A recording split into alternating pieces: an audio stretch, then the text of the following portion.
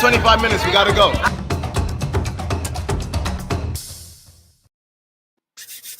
Hey! Happy hump day. Hump day. Gotta make sure my nice HD camera is right on me. Yes. Shout out to Keith Gross. Seriously.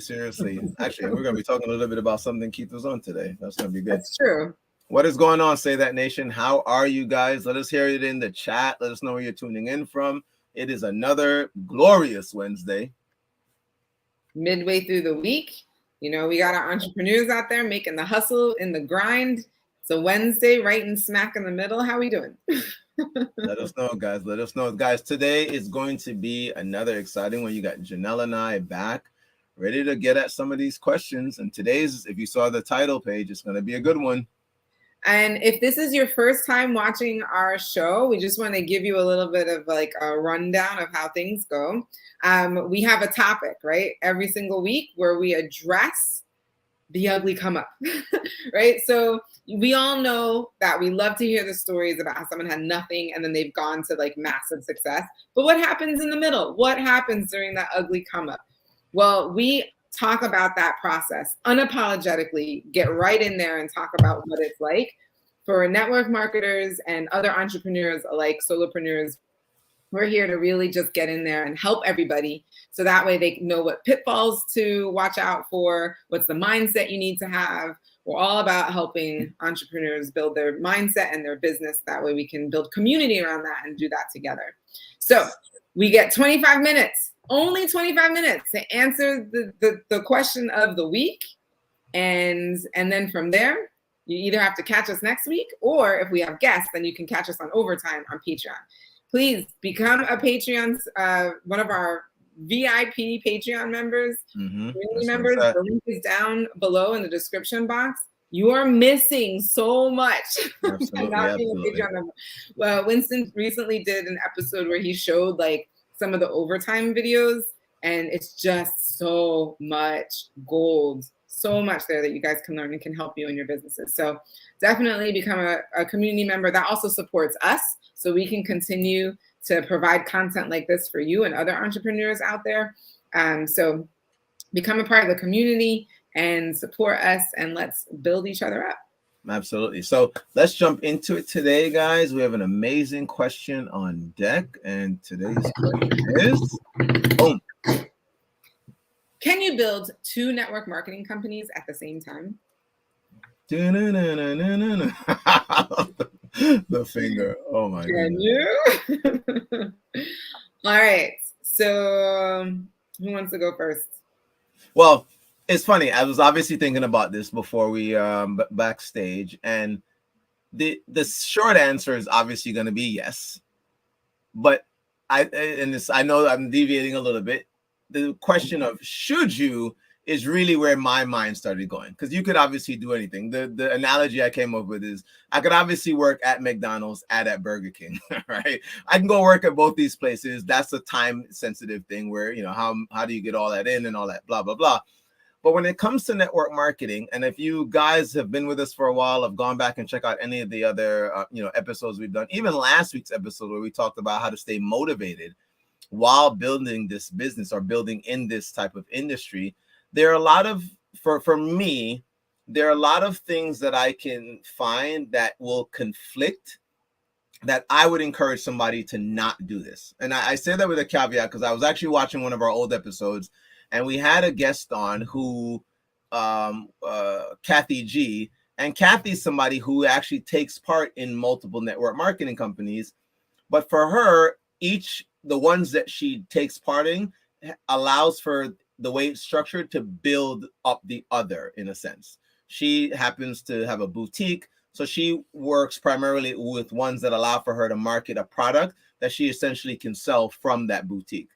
So aside from maybe an example like that, I think a traditional, or maybe people who are in this industry getting involved, the products you're marketing or maybe even the service sometimes can be conflicting and may not work synergistically in a way that would allow for you to do that. And one of the big things is a lot of people, for me, that I've found that take part in this industry, there's somebody who financially you're seeking an additional stream of income because you are already at a place where in life where finances aren't the best, right? Not that's the case for everyone.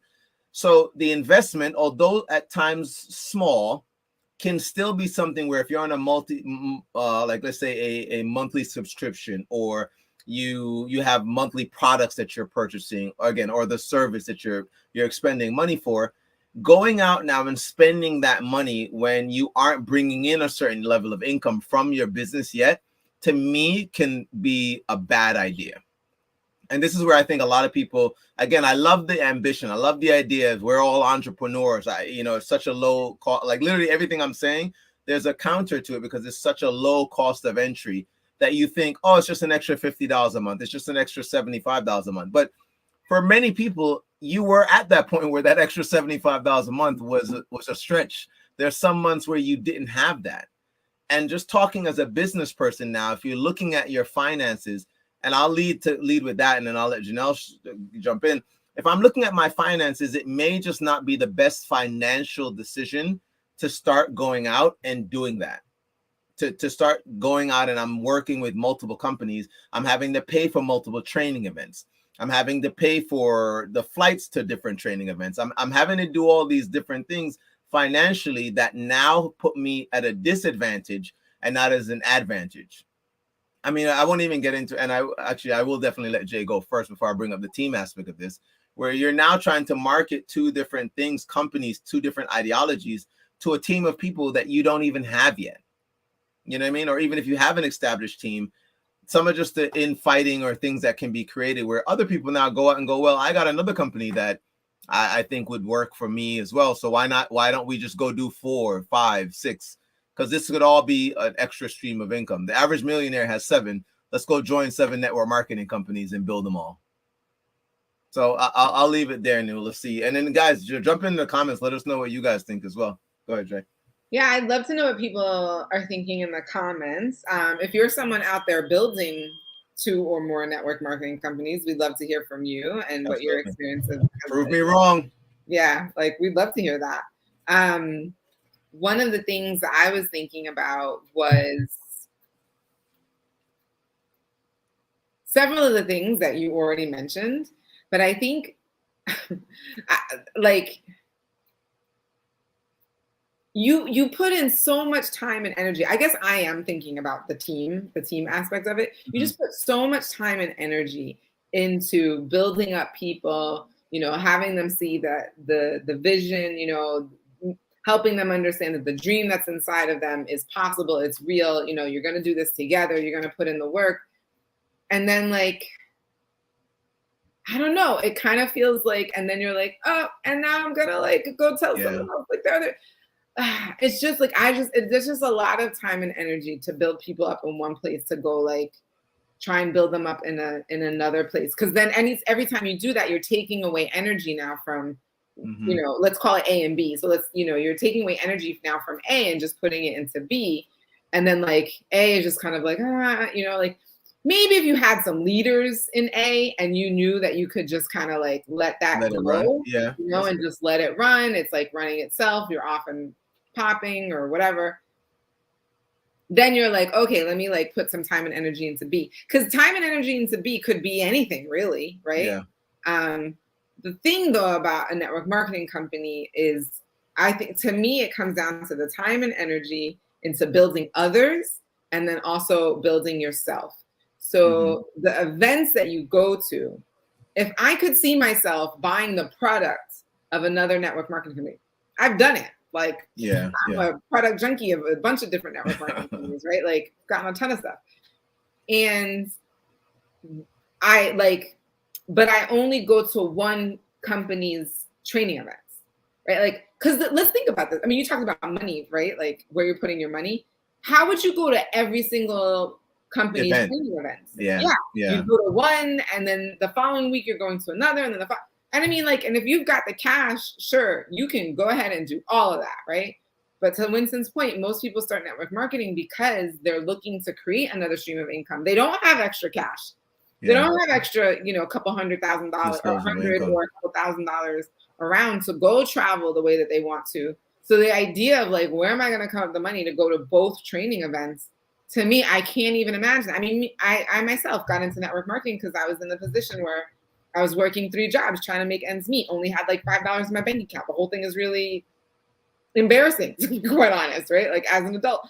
And yet, like trying to tell that Janelle, you know, before like I had this, you know, the success that I did, like trying to tell that Janelle to go to like 2 different training. I couldn't even get to one. Like, well, I was just about to say, yeah. I was about to say, you wouldn't even go to the first one when you joined. Right. Like, yeah. Right. Like and then even when I bought in and I was like, oh, I get it now. I get why the trainings are so important. Again, I wasn't in a place to be like, oh, okay. And now I'm going to go to multiple events or multiple companies' events. It just, I can't even imagine having that conversation with myself. Like it would just be a flat out, get out of here. Like, what are we talking about right now, right? Like it doesn't even make any sense. So for me, when I think about that, and to that point, when Kathy was talking, Kathy G, shout out Kathy G, we learned so much from you, and we love what we learned from you. And one of the things that I thought was so interesting is just that she even mentioned that. And I think it was in overtime if it wasn't on the main, you know, YouTube portion. But I'm pretty sure she said that like she does not go to the training events of all of them. She goes to the training events of one of them that she's really committed to, and the others she just uses to add to her collection. Yeah, she's created a brand for herself. People recognize her and her brand. They trust her, right? Because they know that she would only choose quality things to add to her brand, right?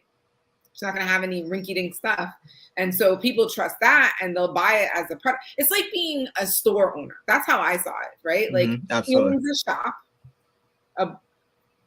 a shop and people, and like she sells things out of her shop and she's just constantly adding new products to her shop for people to consume or to buy. And so she's not into like building the business side of the network marketing companies of the other products. She just wants to sell the products because she knows that they're good, right? And you can make a significant commission. Now, if anybody she meets decides, hey, like I'd actually like to sell this particular product, right? She won't necessarily build with them. I thought this was key too. She will send them to the person who got her started in the other company, right? Like, only so that way she could sell products, but she'll just send them to that person. Like, okay, that person is building this, so go work with them, right?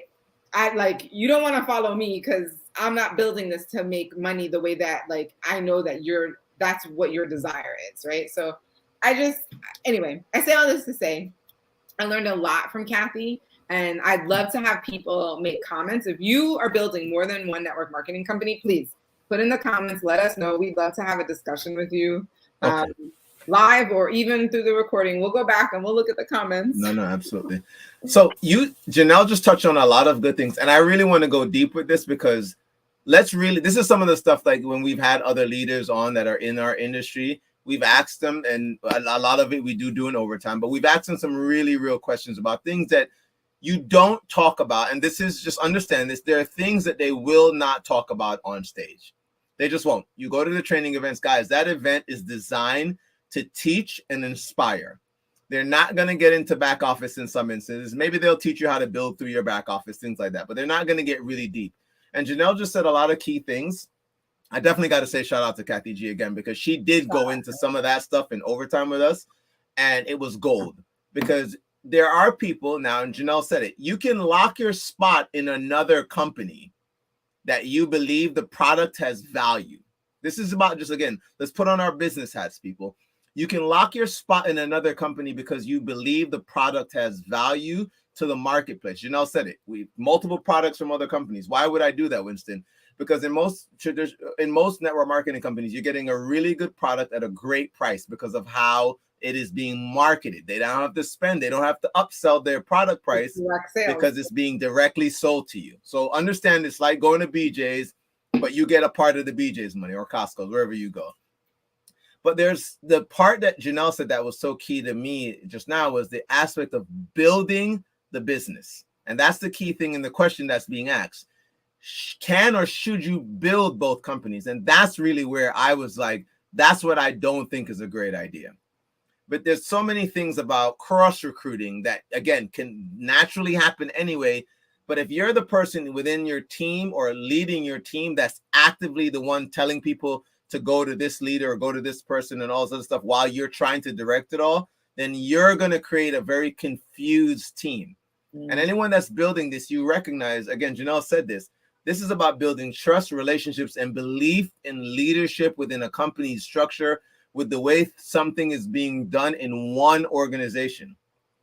So if somebody's hearing one thing in one organization from certain leaders, they're on those calls, and then you're telling them now to take out another hour, 3 hours a weekend out of their schedule that's already time crunch to go listen to a whole other different ideology in some instances, you are going to have somebody who eventually, in my opinion, won't do a thing. Because A said to do this and B told me to do this. And I'm already at my end here. I already got a full-time job. I already have a family, or already have other things going on in my life. And I don't necessarily know what to do. So I'll inherently probably do nothing. But if you now, to her point, lock your spot somewhere else and say, these people are building this, you go there and let them teach you what you want to do. If where I'm actively building isn't for you, then to me, that's smart. That's really smart. There can still be some hiccups that you can have. But if you're the person actively walking around with two different banners saying, yeah, go with us. Yeah, go with us. I'm looking at you like, wait, what am I? Where am I going? And that, to me, that confusion, guys, this is really a business, an industry fueled by, I mean, like the motivation. I mean, like we talked about this last week. You need to stay motivated. You have to be able to inspire and motivate people to go out and take action when many of these people have never done something like this before in their life. So to now have them go out there, and it's because you're trying to make a quick buck or that extra income quicker. I just personally think if you have a long-term mentality, that long-term mindset about what we do, you're going to have an issue. That's another great point I see in the comments there. Conflicting products now that you're trying to market on social media. You have different things that you're trying to push out there. People are already put off, in some instances, can be put off by the fact that you're trying to sell them something anyway. So now you're trying to hit them up on different things. So that in itself can definitely be confusing. Thank you guys for that in the comment, Jeannie. So I would just echo what Janelle said. There is a way to do that. And again, we're not here to tell anyone not to go do this. You're in business for yourself and typically maybe not by yourself. But if you have so many conflicting things, and just to add to that point about the time restriction that people face when they're doing our business, guys, they may have 30 minutes a day, maybe a couple hours on the weekend.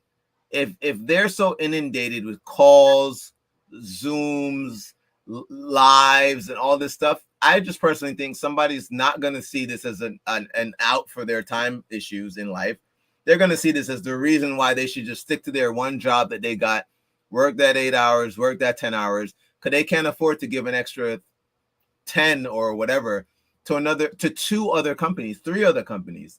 But if you like the products from a company that you believe has value and the cost to lock your spot as a rep or whatever is fairly low, and to Janelle's point, you can manage that when you look at your finances, then I say, sure, lock something in so that you can let somebody build under you. And in most instances, you were working on binaries.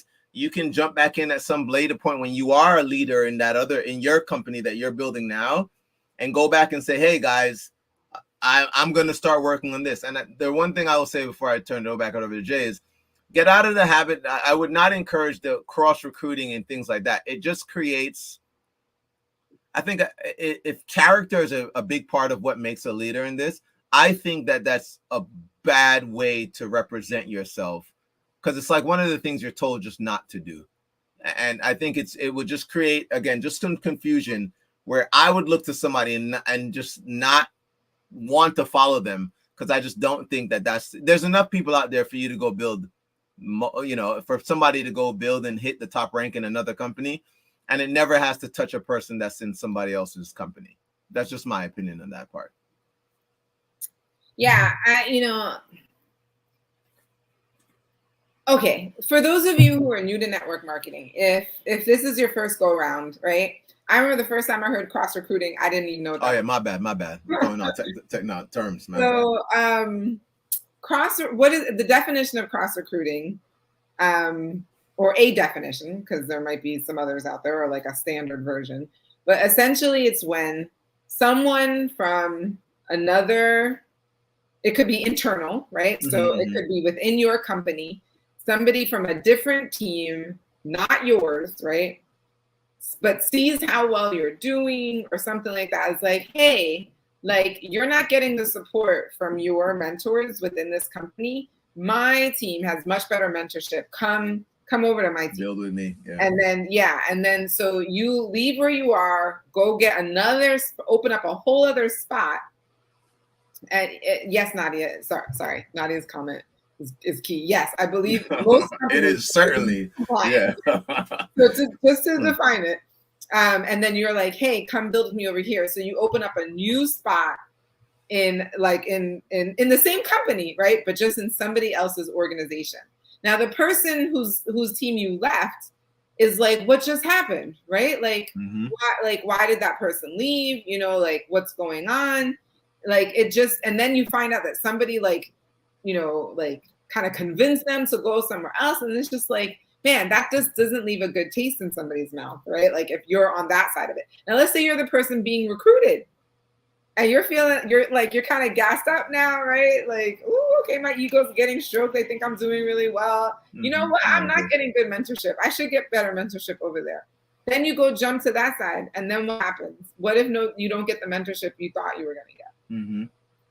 You know, there wasn't a contract made. I'm going to get this, and this type of mentorship. Whatever your expectation was, it just isn't met. And now you feel slighted because you were on a relatively good team. Like they didn't do anything bad to you. You were chugging along, and now you're kind of over here and you're not getting what you thought you were going to get, right? And so now you're disappointed. You may even start to have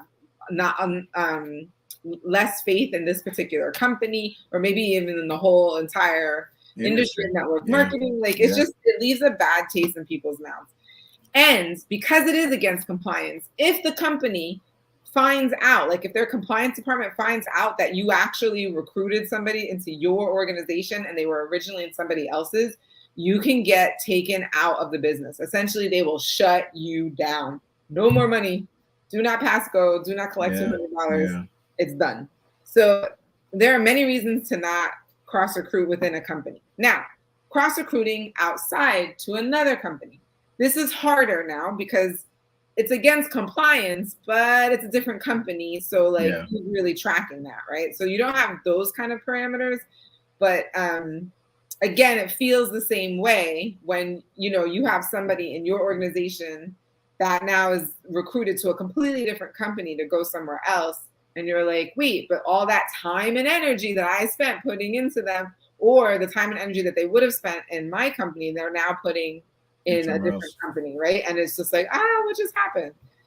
Again, same thing. If you're the person being recruited to go to another company, you're thinking, oh, it's better. The compensation plan is better. You'll get better mentorship. It's just all better. And then you get over to the other side and you're like, what's happening? Like, again, your expectations aren't met. Then you're kind of left with a bad taste in your mouth. Now, could it happen that you do go over and it is everything that they said it was going to be? Better compensation plan, better mentorship. You just feel, I would say then go over there and cut ties with the original company you were with. Just cut ties. Because like, you know, you're not going to like put any time and energy in the first company if you're really, really excited about the second company, right? So this type of stuff, it does happen a lot. I learned much to my chagrin, if that's the saying, but people talked about it and I didn't think that it would really happen, but I was witness to it, not only in my company, but I was witness to it in my own team, which was weird. So like, it's a thing. It definitely happens. And so the cross recruiting, meaning now you go into another company, which is what we're talking about, building two different companies. Again, is it possible? I think Winston, your point about, is it possible? Sure. But maybe the real question is, should you? Should you, yeah. Should you build two network marketing companies at the same time? to network marketing.